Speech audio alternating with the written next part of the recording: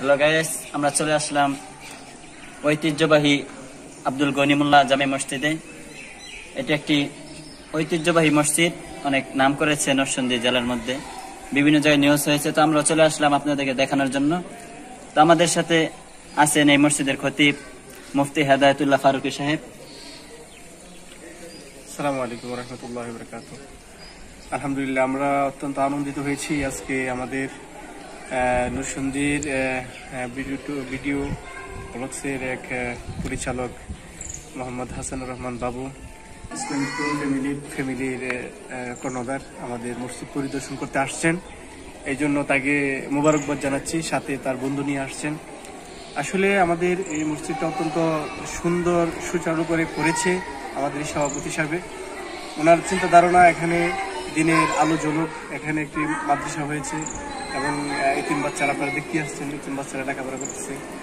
তো আমি ওনাদেরকে ধন্যবাদ জানাই এবং বিশেষ করে ওনার এই এত সুন্দর খোলাহল মুক্ত মাদ্রাসার পরিবেশ আশেপাশে কমই থাকে।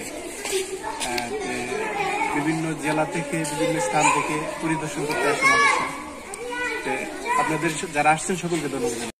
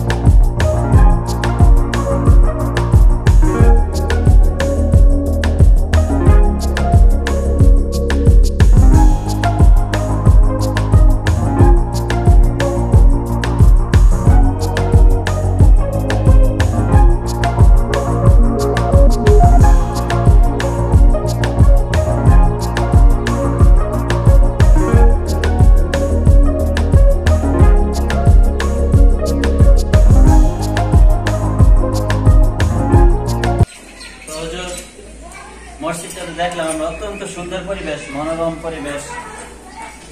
মসজিদটা আসলে গর্ব করার মতো মসজিদ। তো এই মসজিদে আসলে কে প্রতিষ্ঠা করেছেন? আমার এই মসজিদের প্রতিষ্ঠাতা প্রফেসর আলহাজ মোহাম্মদ এরশাদুল হক মোল্লা সাহেব। ওনার রুচি অত্যন্ত সুন্দর। এই কোলাহল মুক্ত সুন্দর একটি পরিবেশে মসজিদ করেছেন। বিভিন্ন দেশ থেকে, বিভিন্ন জেলা থেকে আমাদের মসজিদ পরিদর্শন করতে আসে মানুষে, সবাই মুগ্ধ হয়। আর বিশেষ করে যারা এখানে নামাজ পড়ে সকলে একটি আত্মতৃপ্তি পায় এখানে নামাজ পড়ে, যেরকম আপনারা এসে দেখি। আমরা নামাজ পড়লাম গায়েস, অনেক সুন্দর মসজিদ, নামাজ পড়ে মনের মধ্যে আসলে অনেক শান্তি লাগে। তো হুজুর, এখানে যদি কেউ আসতে চায় মানে কিভাবে আসা যায়? এখানে আসতে হলে সিমবি থেকে সাতপাড়া আব্দুল গনিমুল্লাহ রহমতুল্লাহ আলাইহি মসজিদ, আবার বাস স্ট্যান্ড থেকে সাতপাড়া আব্দুল গনিমুল্লাহ জামে মসজিদ। প্রফেসর মোল্লা এরশাদুল হক উনি তার নিজ অর্থনে একটু সুন্দর একটি মাদ্রাসা মসজিদ প্রতিষ্ঠা করেছেন। আসলে উনি এটা প্রতিষ্ঠা করেছেন এই কারণে, তার একজন ছেলে ছিল, উনি মৃত্যুবরণ করেছে। তো ওনার মনের ইচ্ছা যে তার ছেলে যদি পৃথিবীতে বেঁচে থাকতো, তার ছেলের জন্য একটা ফ্ল্যাট কিনতে পারতো, তার ছেলের একটা গাড়ি থাকতো, বাড়ি থাকতো। তো ওই টাকাটা উনি এই মসজিদ মাদ্রাসার জন্য খরচ করেছেন। উনি একজন ডাক্তার, তো ওনার চিন্তাধারা এত ভালো, যার কারণে উনি মসজিদ এবং মাদ্রাসা করেছে। তো সুতরাং আমাদের মাঝে যারা এরকম আছি, আমরা যেন দিনের পথে থাকি, দিনের জন্য কিছু করি। তো এই পর্যন্ত আসছে। আসসালামু আলাইকুম।